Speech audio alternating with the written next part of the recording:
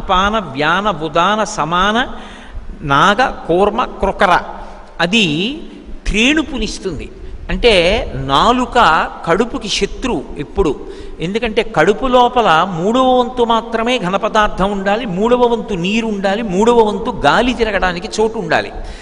అలా ఉండకుండా కడుపు ఎందుకు నిండుతుంది అంటే నాలుకకి లొంగిపోతాడు మనుష్యుడు. జిహ్వచాపల్యానికి లొంగిపోయి రుచిగా ఉందని ఇంకా ఇంకా ఇంకా తింటాడు. అదంతా వెళ్ళి కడుపులో చేరిపోతుంది. ఇంకా తినాలనిపిస్తుంది. ఇంకా తింటున్నాడు అనుకోండి, ఇక తినవద్దు, లోపల చోటు లేదు.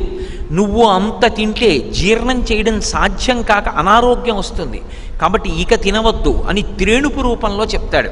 వాయువు పైకి త్రేణుపుగా వస్తుంది. క్రొకర వాయువు అంటారు దాన్ని. నాగ కూర్మ క్రొకర ధనంజయ. ధనంజయమని ఒక వాయువు ఉంటుంది. అది పిండాండాన్ని బ్రహ్మాండంలోకి కలుపుతుంది. లేకపోతే భయానకమవుతుంది ఈ భూమి అంతా కూడా. ఎవరు అసలు బయటికి రాలేరు.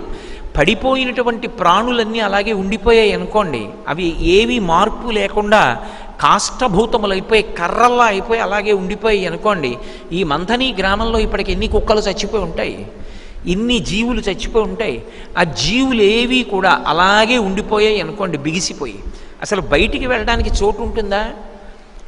ఎంత దుర్గంధభూయిష్టమైపోతుంది. అప్పుడు మనుష్యులంటే తీసుకెళ్ళి దహనం చేస్తారు, లేకపోతే ఖననం చేస్తారు. మరి మిగిలిన ప్రాణుల్ని ఎవరు తీసుకెళ్ళి అంత్యేష్టి సంస్కారం చేస్తారు? చెయ్యరు. భగవంతుడే లోపలికి ధనంజయ వాయువు యొక్క రూపంలోకి వెడతాడు. వెళ్ళి ఆ శరీరం ఉబ్బిపోతుంది. ఉబ్బిపోయి బద్దలైపోతుంది. బద్దలైపోయి ఇందులో ఉన్న పంచభూతములను బ్రహ్మాండంలో ఉన్న పంచభూతములతో కలుపుతాడు. ఇందులో ఉన్న పృథివి పృథివిలో కలిసిపోతుంది, జలము జలములో కలిసిపోతుంది, అగ్ని అగ్నిలో కలిసిపోతుంది, వాయువు వాయువులో కలిసిపోతుంది, ఆకాశము ఆకాశములో కలిసిపోతుంది. పంచభూతములను పంచభూతములతో కలిపేసి ఎక్కడ అమంగళకరంగా కనపడకుండా కళేబరాలు చేస్తాడు. దాన్ని ధనంజయ వాయువు అంటారు. ప్రాసెస్ ఆఫ్ డీకంపోజిషన్ అంటారు ధనంజయ వాయువు. అలాగే దేవదత్తము అని ఒక వాయువు. ఎడతెరిపి లేకుండా అర్ధ సంపాదన కోసమని కామం కోసమని తిరుగుతున్నటువంటి వాడు బడలిపోయాడని, ఒరే నువ్వు కొంత విశ్రాంతి తీసుకోవాలరా, నీ జ్ఞానేంద్రియాలు కర్మేంద్రియాలు బడలిపోయాయి, నిద్రపో అని ఈశ్వరుడు ఆవలింత రూపంలో చెప్తాడు. నోట్లోంచి ఆవలింత వచ్చిందనుకోండి, బద్ధకంగా ఉంది, నిద్రపోవాలని కోరుకుంటున్నాడు, బడలిపోయాడని గుర్తు. అందుకే గురువుగారు పాఠం చెప్తుండగా శిష్యులు ఎవరైనా ఆవలించారనుకోండి, వెంటనే లేపి పంపించేస్తారు. ఎందుకు పంపించేస్తారంటే గురువుగారి ముందు కానీ ప్రభువు ముందు కానీ రాచసభలో కానీ ఆవలించకూడదు. అలా ఆవలిస్తే అది దోషం కింద స్వీకరిస్తారు. విరాట పర్వంలో రాచపురోహితుడైనటువంటి ధౌమ్యుడు పాండవులు అప్పటి వరకు ఎవరిని సేవించలేదు. విరాట్ రాజు గారిని సేవించడానికి వెడుతున్నప్పుడు చెప్తాడు, ఆవలింత తుమ్ము హాసంబు చెరుపు తెస్తాయి, ఎక్కడ పడితే అక్కడ అలా ఆవలించకూడదు. పెద్దలు కూర్చుని మాట్లాడుతున్న సభలలో గురువుగారు కూర్చున్న చోట ఆవలిస్తే వెంటనే పక్కకి వెళ్ళిపోమంటారు. 2 తుమ్ము, ఎక్కడ పడితే అక్కడ తుమ్మకూడదు. అందుకే ఒక సభలో ప్రవేశించాలి అంటే ఒక అర్హత ఉంటుంది. అందరూ ఆహ్వానితులే అనకూడదు. సభలో ప్రవేశించడానికి అర్హత ఒకటి ఉంటుంది. ఏమిటా అర్హత అంటే నిత్యము కూడా ప్రతినిత్యము కూడా ఆమ్లాన్ని స్వీకరిస్తారు. అందుకే ఉసిరికాయ తింటారు. ఎందుకు ఉసిరికాయ తింటారు అంటే అది సభాప్రాంగణముల యందు అనవసరంగా తుమ్ము రాకుండా కాపాడుతుంది. తుమ్ము రాకూడదు. తుమ్ము వచ్చిందనుకోండి ప్రభువుకి ఆగ్రహం కలుగుతుంది. ప్రభు ఏదో ఉత్తమ సంకల్పం చేస్తున్నాడు అనుకోండి, మనందరం విజయయాత్రకు బయలుదేరుతున్నాం అంటే ఎవడో సభలో తుమ్మాడు అనుకోండి, రాజుగారికి అనుమానం వస్తుంది. అప్పుడు రాజు తీవ్రమైన కోపాన్ని పొందుతాడు. ధౌమ్యుడు చెప్తాడు పాండవులతోటి, హాసంబు, అర్థం పర్థం లేకుండా నవ్వకూడదు. ఎందుచేత అంటే కారణం లేకుండా నవ్వారనుకోండి, అవతల వారి యొక్క మనస్సు యొక్క కేంద్రీకరణ శక్తి నశించిపోతుంది వెంటనే. నేను ఉపన్యాసం చెప్తున్నాను అనుకోండి, ఎవరో ఎదురుగుండా కూర్చొని పకపక నవ్వుతున్నారు అనుకోండి, నా మనసులో కేంద్రీకరణ పోతుంది. ఎందుకు అలా నవ్వుతున్నారు? ఏ దోషం జరిగింది? నేనేమైనా పొరపాటు మాట్లాడానా? నేను కూర్చోవడంలో ఏమైనా దోషం ఉందా? ఎందుకు నవ్వుతున్నారు అలాగా అన్న నా దృష్టి కేంద్రీకరణ పోయిందనుకోండి, నా ఉపన్యాసానికి సంబంధించినటువంటి భావతంత్రులతో కూడుకున్న ధార తెగిపోతుంది. హాసంబు, ఎప్పుడు పడితే అప్పుడు నవ్వకూడదు. నవ్వడానికి ఒక సందర్భం ఉంటుంది, అంతేకాని సందర్భం లేని నవ్వు అన్ని చోట్ల నవ్వకూడదు.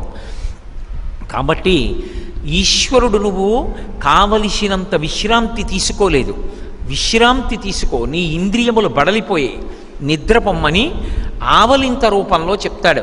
ఈ 10 వాయువుల రూపంలో పరమశివుడు ఈ శరీరాన్ని పరిపాలన చేస్తూ ఉంటాడు. ఆయన ప్రాణ అపాన వ్యాన ఉదాన సమాన నాగ కూర్మ కృకర ధనంజయ దేవదత్తములన్న పేర్లతో శరీరాన్ని పరిపాలించలేదనుకోండి, అసలు మనందరి జీవితాలు ఏమైపోతాయి? లోపల అన్నం ఉందో లేదో తెలియదు, నీళ్లున్నాయో లేదో తెలియదు, పడుకోవాలో తెలియదు, పడుకోకూడదో తెలియదు, ఏమీ తెలియనటువంటి అగమ్యగోచరమైన స్థితి. వాయు రూపంలో పరమశివుడు మాట్లాడుతుంటాడు. ఒక్క వాయువు పట్ల ఆయన అంత జాగ్రత్త తీసుకున్నాడు. నీరు కిందకి వెళ్ళాలి, వాయువు అంతటా తిరుగుతూ ఉండాలి. ఇక్కడ ఉంటుంది, ఇక్కడ ఉండదు అని ఉండదు, వాయువు అంతటా వెళ్ళాలి. వాయువుకి శరీరం ఉండకూడదు, కానీ అన్ని శరీరాల్లోకి వెళ్ళాలి. అలా విడితేనే శరీరాలు నిలబడతాయి. అశరీర శరీరేషు వాయుశ్చరతి పాలయన్. అలా అందుకే నమస్తే వాయో త్వమేవ ప్రత్యక్షం బ్రహ్మాసి అంటారు. ఆ వాయువుని పీలిస్తేనే ఉన్నాడు అని మంగళకరం, వాయువుని తీసుకోకపోతే అమంగళకరం, శివము శవమైపోయిందంటారు. కాబట్టి వాయువుకి ఆశాసనం పెట్టాడు, అగ్నికి 2 శాసనములు పెట్టాడు. ఒకటి, అగ్ని పైకి మాత్రమే లేవాలి, అగ్ని కిందకి వెళ్ళకూడదు. అగ్ని కిందకి కానీ వెళ్ళిందనుకోండి అసలు ఈ బ్రహ్మాండం నిలబడదు. అగ్నిని రగల్చాననుకోండి, అగ్ని కిందకి వెళ్ళిపోయింది అనుకోండి, వంట ఎలా జరుగుతుంది? అగ్ని వ్యాపించదనుకోండి, ఒక ఇనప ఊచ పట్టుకుని ఆ చివర కాలిస్తే చివర వరకు రావాలి. ఇక్కడ ఉన్నటువంటి పరమాత్మలోని అగ్నితత్వం శరీరం అంతా వ్యాపించాలి. అలా కాకుండా కిందకి వెళ్ళిపోయింది అనుకోండి, అగ్ని పాదాల్లోకి వెళ్ళిపోయింది అనుకోండి, పై శరీరం అంతా చల్లబడిపోతుంది. 2, అగ్నిహోత్రం పైకి లేవలేదనుకోండి, మీరు యజ్ఞం ఎలా చేస్తారు? దేవతలకి హవిస్సు ఎలా ఇస్తారు? కిందకి అగ్ని వెళ్ళిపోతే. పైగా అగ్ని భూమిలోకి వెళ్ళిపోయింది అనుకోండి, భూమి లోపల ఉన్న ఐశ్వర్యము దగ్ధమైపోతుంది. దగ్ధమైపోతే ఇక లోపల ఉన్నటువంటి పెట్రోల్ బావులు అంటుకుంటాయి. ఇక ఈ భూమి మీద నిలబడేవాడేవాడు? భూమి బద్దలైపోతుంది. అందుకే పైకి రావాలి తప్ప అగ్ని కిందకి వెళ్ళకూడదు. అగ్ని పైకి రావాలి. అగ్నికి ఒక లక్షణం ఉంటుంది, వీడు వాడు అనేం చూడదు, దగ్ధం చేసేస్తుంది. అలా దగ్ధం చేయగలిగిన భయంకరమైనటువంటి అగ్నిహోత్రం గృహస్థుల ఇళ్లల్లో వెలిగేటప్పుడు వాళ్ళు ఎంత కావాలని కోరుకుని ఇంధనాన్ని పెట్టారో అంతగానే వెలగాలి. కట్టెపుల్ల తెచ్చి వెలిగించాననుకోండి, అంతా కలిపి భగ్గున కాలకూడదు. ఆ చివర మాత్రమే మంట మండుతూ వెనక్కి రావాలి, నీటిని తోసుకుంటూ, కట్టెలోని నీటిని తోస్తూ మండాలి. అలా మండలేదనుకోండి వంట ఎలా చేసుకో. అగ్నిహోత్రుడు ఒక పని చెయ్యాలని చెప్పాడు శివుడు, నువ్వు యజ్ఞంలో ఇచ్చినటువంటి హవిస్సుని పట్టుకెళ్ళి దేవతలకి ఇమ్మన్నాడు. అందుకే ఆయనకి హవ్యవాహనుడని పేరు. ఆ హవ్యాన్ని పట్టుకుని దేవతలకి ఇస్తాడు. దేవతలు తిని సంతోషించి వర్షం కురిపిస్తారు. అలాగే పితృదేవతలు ఉంటారు. తనని కన్న తల్లి, తనని కన్న తండ్రి శరీరం విడిచిపెట్టిన తరువాత పితృదేవతాస్థానంలో ఉంటారు. ఆ తల్లిదండ్రులకి పిడచ పెడతారు, పెట్టి అగ్నిహోత్రం ద్వారా పంపిస్తారు. పంపించినప్పుడు అది వెళ్ళలేదనుకోండి, కన్న తల్లిదండ్రులకి అన్నం పెట్టనటువంటి జన్మ ఇంకెందుకు ఆ జన్మ? కాబట్టి హవ్యం వహతి దేవానాం కవ్యం కవ్యాసినామపి.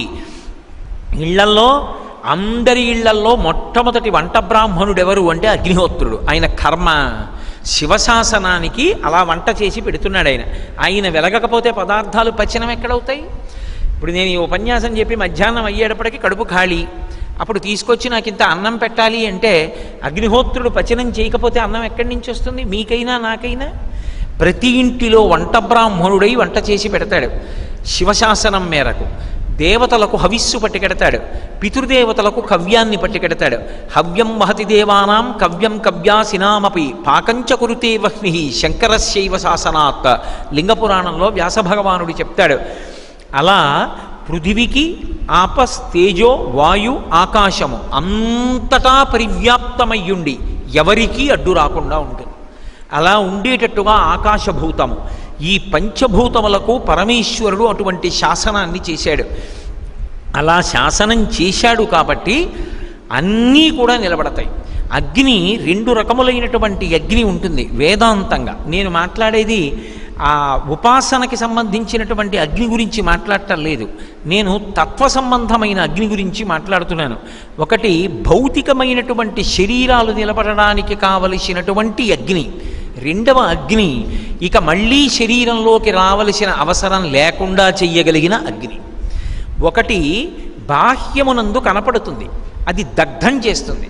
అగ్ని అన్నది ఎక్కడ ఉన్నా సరే దగ్ధం చేస్తుంది, అంటే దాన్ని బూదిగా మార్చేస్తుంది.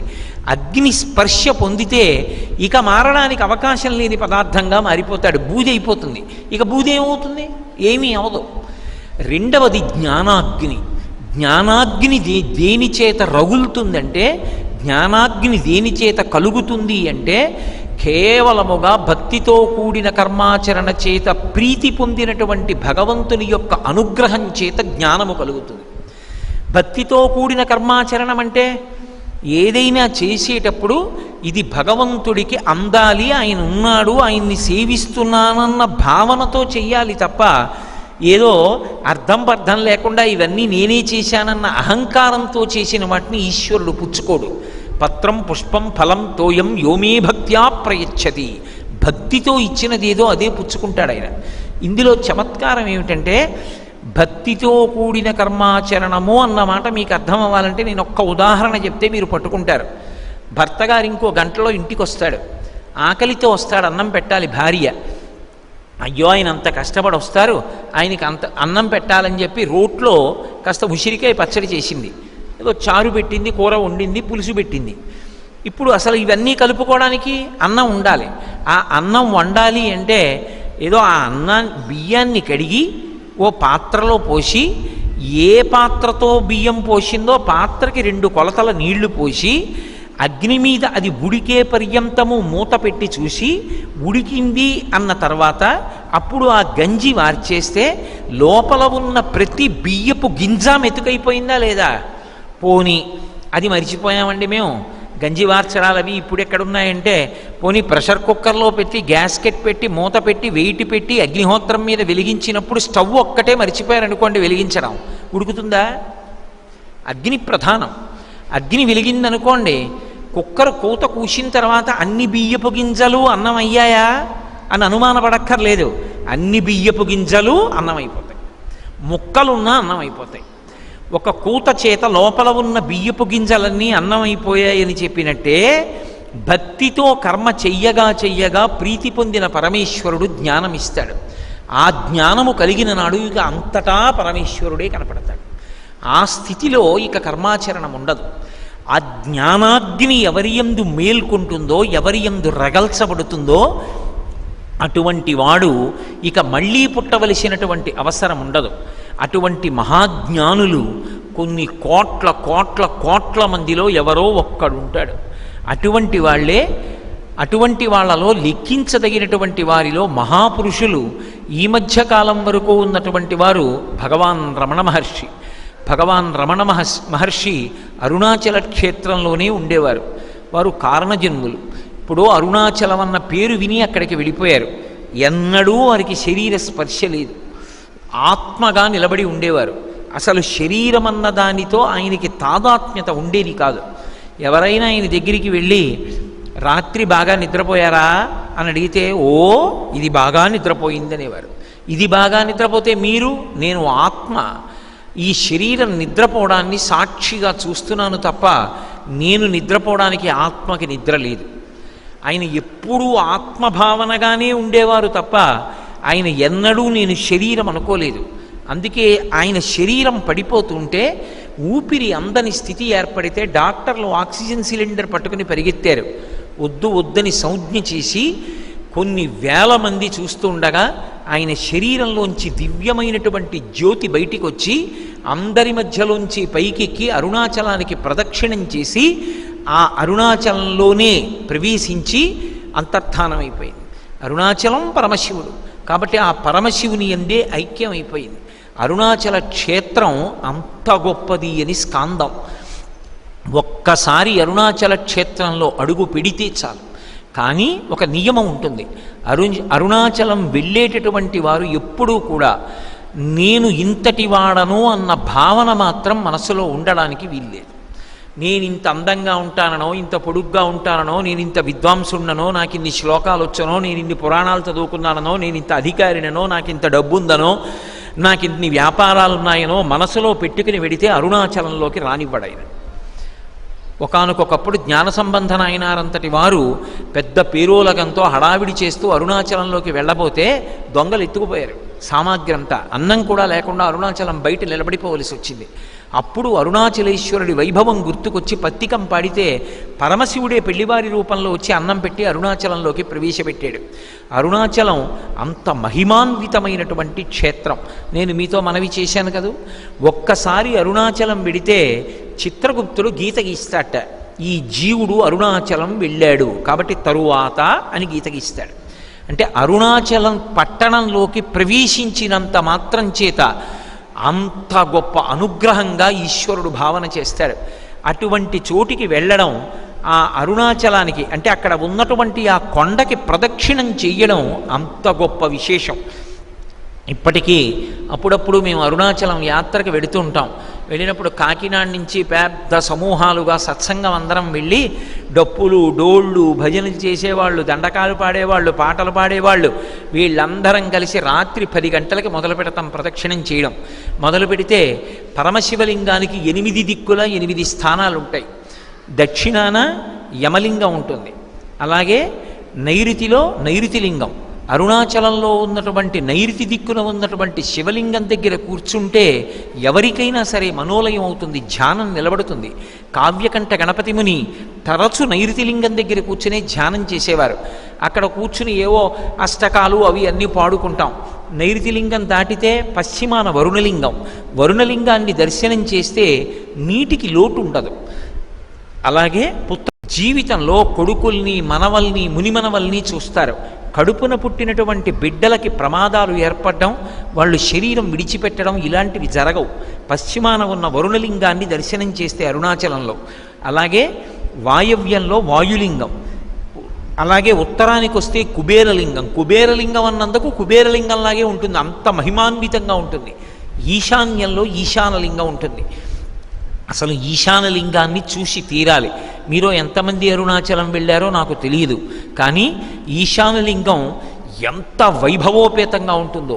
తూర్పు దిక్కుకి తత్పురుషముఖంగా అరుణాచలలింగం, ఆగ్నేయ దిక్కుకి అగ్నిలింగం.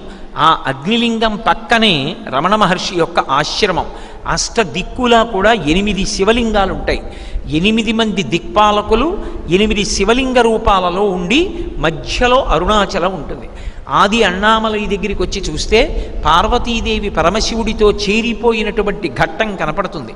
అలాగే పంచభూతములు పంచశిఖరములై కనపడతాయి అక్కడ.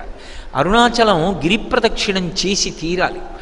ఇవన్నీ భజనలు చేస్తూ, స్తోత్రాలు చేస్తూ, మంగళవాయిద్యాలు వాయించుకుంటూ, నామం చెప్పుకుంటూ మేము ప్రదక్షిణం చేసి తిరిగి మా విడిది చేరుకునేటప్పటికి ఇంచుమించు తెల్లవారుజాము అవుతుంది.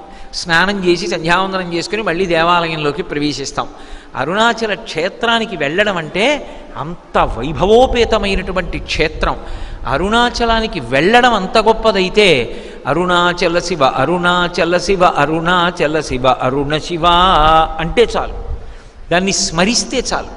ఒక్కసారి ఆ అరుణాచలం, ఆ పర్వతం, ఆ అరుణాచలేశ్వరుడి దేవాలయం, ఆ 4 గోపురాలు ఆకాశాన్ని చుంబిస్తున్నట్టుగా ఉంటాయి.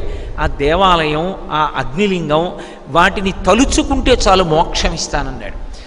ఏ ఒక్క రోజునైనా సరే సూర్యోదయం అవుతుండగానే మనసులో ఒక్కసారి అరుణాచలాన్ని స్మరించి అరుణాచల శివ, అరుణాచల శివ, అరుణాచల శివ, అరుణ శివ అంటే చాలు. స్మరించాలి అంటే మీరు ఒకటి గుర్తుపెట్టుకోండి, ఎప్పుడు కూడా అన్నం తినడం ఎలా ఉంటుంది అని నన్ను అడిగారు అనుకోండి, బియ్యాన్ని ఉడికిస్తారు, అరిటాకులో వేస్తారు, కొంచెం నెయ్యి అభిగారం చేసుకుని అందులో పప్పు వేసుకుని కలుపుకుంటే మెత్తగా అవుతుంది. ఆ ముద్ద చేసి నోట్లో పట్టుకుని పెట్టుకుని నవిలి మింగుతుంటే అబ్బా ఎంత కమ్మగా ఉంటుందో అన్నాను అనుకోండి. ఏమైనా అర్థం అవుతుందా? ఎప్పుడు అనని తినని వాడికి వాడు పట్టుకోగలడా మనసుతో దాన్ని? ఒక్క అన్నం ముద్ద తిన్నాడు అనుకోండి, మనసుకి అన్నం ముద్ద తినడం ఎలా ఉంటుందో చెప్పక్కర్లేదు. ఒక్కసారి అరుణాచలం వెళ్ళి గిరిప్రదక్షిణం చేశారనుకోండి, అసలు గిరిప్రదక్షిణంలో ఉన్న అనుభూతి ఏమిటో అర్థమవుతుంది. ఒక్కసారి గిరిప్రదక్షిణం చేశారనుకోండి మనసు పట్టేసుకుంటుంది, ఇలా ఉంటుంది అరుణాచలం అని. పట్టుకుందనుకోండి, మీరు అరుణాచలం అనగానే తీసుకొచ్చి చూపిస్తుంది, ఇదిగో ఇలా ఉంటుందని స్మరణలో చూపిస్తుంది ఆ బింబాన్ని. ఆ బింబాన్ని చూడగానే ఒకసారి స్మరించగానే ఆ రోజు పుణ్యతమమవుతుంది. అలా స్మరించిన వాడు ఎవరుంటాడో వాడికి మోక్షం ఇస్తాను చాలా అని అడిగాడు. పరమ సంతోషాన్ని పొందింది మనుష్యజాతి. చాలు చాలు ఈశ్వర, ఇంకింతకన్నా ఏం అనుగ్రహించాలి. మహానుభావుడు దర్శనాదభ్రసదసి జననాత్ కమలాలయే కాశ్యాంతు మరణాన్ముక్తి స్మరణాత్తు అరుణాచలే అని కలియుగంలో అనుష్ఠానం బాగా చేసుకోలేనటువంటి వాళ్ళని అనుగ్రహించడానికి 4 మోక్షకారకములుగా పరమేశ్వరుడు నిర్ణయం చేశాడు. అలా నిర్ణయం చేయడం అంటే వైదికంగా జీవనం చెయ్యక్కర్లేదు, ఇష్టం వచ్చినట్టుగా పాపభూయిష్టమైన జీవనం చేసి ఓసారి అరుణాచలం వెళ్ళొచ్చి అరుణాచలాన్ని స్మరించమని కాదు దాని ఉద్దేశ్యం. ధర్మమునందు అనురక్తి పొందమని. నేను ఎలాగైనా ధార్మికంగా జీవించాలన్న తాపత్రయం ఒకటి ఉంటే భగవంతుడు దాన్ని పెంచి పోషించి కాపాడతాడు. రామకృష్ణ పరమహంస చెప్పినట్టు గోడకి గొల్లతనం ఉంటే కదూ మీకు దిగడం. అసలు గోడకి గొల్లతనమే లేదనుకోండి, ఇంకా మీకెక్కడ దిగుతుంది? అందుకే పరమశివుడు ఒక్కడే మోక్షమునకు ప్రదాత. ఆయన ఇచ్చే మోక్షం కూడా ఎంత ఉదారంగా ఉంటుందంటే, ఆ భక్తికి ప్రసన్నుడైపోయాడు అనుకోండి, వాడు మనుష్యుడా అని కూడా ఆయన చూడడు. అందుకే కాళహస్తీశ్వర శతకంలో ధూర్జట్ అంటాడు, ఏ వేదంబు పఠించ లూత భుజగం వేశాస్త్రముల్ సూచే తానే విద్యాభ్యాసమనర్చె కరి చించే మంత్రమోహించే బోధావిర్భావ నిధానముల్ చదువులయ్యా కాదు మీ పాద సంసేవాసక్తియ కాక జంతు తతికిన్ శ్రీకాళహస్తీశ్వర అంటాడు. అక్కడ ఉన్నటువంటి ఏనుగు ఏ వేదం చదువుకుంది, సాలిపురుగు ఏ శాస్త్రాలు చదువుకుంది, పాము ఏ ఉపనిషత్తులు చదువుకుంది, కానీ భగవంతుణ్ణి నమ్ముకుని ఆయన్ని సేవించిన కారణం చేత ఆ 3 కూడా పరమేశ్వరుణ్ణే పొందే. ఆ ఊరు పేరు కూడా ఇక కొత్తగా ఆయన ఏం ఉంచలేదు, శ్రీకాళహస్తి. సాలెపురుగు, పాము, ఏనుగు అంతే ఆ ఊరి పేరు, శ్రీకాళహస్తి. సంస్కృతంలో అయితే శ్రీకాళహస్తి అంటాం, కానీ తెలుగులో చెప్పాలంటే సాలెపురుగు, పాము, ఏనుగు ఆ ఊరి పేరు. ఆ 3టికి కూడా మోక్షం ఇచ్చాడు. అందుకే పరమశివుడు ఒక్కడే 2 కృత్యములను చేస్తాడు, ఇతరులు ఎవ్వరూ దాన్ని చేయరు. మన్మధుణ్ణి కాల్చాలన్నా పరమశివుడే చేస్తాడు, యమధర్మరాజు గారిని తన్నాలన్నా పరమేశ్వరుడే చేస్తాడు. యముడు అందరినీ చంపుతాడు, అందరినీ చంపేటటువంటి యమధర్మరాజుని చంపగలిగిన వాడు పరమేశ్వరుడు ఒక్కడే. అందరి మనసులని మన్మధుడు కదుపుతాడు, అందరి మనసుల్ని కదపగలిగినటువంటి మన్మధుణ్ణి కాల్చగలిగినటువంటి వాడు పరమశివుడు ఒక్కడే. అంటే దాని అర్థం ఏమిటి? ఈ శరీరంతో మళ్ళీ పుట్టాలి అంటే జీవుడికి కొన్ని పాపపుణ్యాలు ఉండాలి. పాపపుణ్యాలుంటే మన్మధుని యొక్క బాణములు తల్లిదండ్రుల మీద పడిన కారణం చేత ఆ తల్లిదండ్రుల కడుపున పిల్లవాడిగా పుడతాడు. ఎవడి విషయంలో పరమశివుడు అనుగ్రహించాడో వాడి విషయంలో మన్మధుడు కాలిపోతాడు. అంటే వాడికి ఇక కోరికలు ఉండవు, నిత్యతృప్తుడై జీవనం చేస్తూ ఉంటాడు. నాకు ఇది కావాలన్న కోరిక ఉండదు. ఏమిటి కోరిక అంటే పరవశించి సంతోషంతో భగవంతుని యొక్క నామం చెప్పడమే, భగవత్ కథ చెప్పడమే. ఎందుకురా అలా చెప్తుంటావు, ఎందుకురా అలా చదువుకుంటుంటావు, ఎందుకురా అలా ఆయన మీద పాటలు పాడుకుంటావు అన్నారనుకోండి, ఎందుకు పేపర్ చదువుతావు రోజు, ఇవాళ ఏం విశేషాలు లేవు అన్నాడు. గంట సేపు పేపర్ చదివి పక్కన పడేసిన వాడు, ఏమీ లేవని వాడు చెప్తుంటే వీడు తీసి మళ్ళీ చదువుకుంటున్నాడు. ఎందుకురా చదువుకుంటున్నావు, నువ్వు ఏమీ లేవన్నావు కదా, ఎందుకు లేవో చూద్దామని అని చదువుతాడు. పేపరు ఏ విశేషాలు లేకపోయినా చదవకుండా ఎలా ఉండలేడో అలా భగవంతుణ్ణి స్మరించకుండా వాడు ఉండలేడు. అంతగా ఆర్ద్రతతో కూడినటువంటి మనసుకి ఇక కోరికలు ఉండవు. ఒక్కొక్కసారి శాస్త్రంలో చమత్కారం ఉంటుంది. కొన్ని కోరికలు కోరినా కోరనట్టే లెక్క, కొన్ని కోరికలు కోరితే కోరినట్టు లెక్క. నేను మహాకాళేశ్వరుడి దగ్గరికి వెళ్ళి, అయ్యా కాకినాడ పట్టణంలో శారదానవరాత్రులు చేద్దాం అనుకుంటున్నాం, శారదానవరాత్రులు చాలా గొప్పగా ఉత్సవం జరిగేటట్టుగా అనుగ్రహించు తండ్రి అని అడిగాను అనుకోండి, నేను ఈ కోరిక కోరనట్టే. ఎందుకని అంటే శారదానవరాత్రి ఉత్సవాలు ఎందుకు చేద్దాం అనుకుంటున్నావు? నాకేదో వరగాలని, నాకు పుణ్యం రావాలని కాదా ఉత్సవాలు. అందరూ సంతోషంగా ఉత్సవాలు చేసుకుని అందరం కలిసి భగవన్నామం చెప్పి భగవతిని సేవించాలని చేసుకుంటున్నాం. అది కోరినా కోరని కోరిక కిందకే ఉంటుంది. అదే నా కొడుక్కి ప్రమోషన్ రావాలన్నాను అనుకోండి, అది కామ్యం. దానివల్ల నా కొడుకు సంతోషించాలి, నేను సంతోషించాలో స్వార్థం ఉంది, అప్పుడు అది కోరికే, దానికి పుణ్యం క్షయం అవుతుంది. నువ్వు చేసినటువంటి దర్శన పుణ్యం క్షయమైతే ఆ కోరిక తీరుతుంది. కానీ ధార్మికమై భక్తితో కూడినటువంటి కోరికల వలన చేసినటువంటి పుణ్యము క్షయం అవ్వదు, వృద్ధి పొందుతూ వెడుతూ ఉంటుంది. అందుకే ఏ కోరిక లేకుండా ఎప్పుడు నిత్యతృప్తితో ఉండేటటువంటి పరమ భాగవతోత్తములైనటువంటి వారు ఎక్కడుంటారో అటువంటి చోట పరమేశ్వరుడు చాలా విశేషమైనటువంటి ప్రీతిని పొందుతాడు. అందుకే నిస్వార్థమైనటువంటి భక్తి చాలా గొప్ప భక్తి అని చెప్పబడుతుంది. అటువంటి భక్తి ఏర్పడడం కూడా అంత తేలికైన విషయం కాదు. ఈశ్వరానుగ్రహం కొన్ని కోట్ల కోట్ల జన్మల తర్వాత పరిపాకమైతే మనసు దేనియందు సంఘాన్ని పొందదు. నాకు ఇది కావాలి అన్న కోరిక ఏముండదు. సంతోషంతో భగవంతుణ్ణి స్తోత్రం చెయ్యడం ఒక్కటే కోరికగా మిగిలిపోతుంది.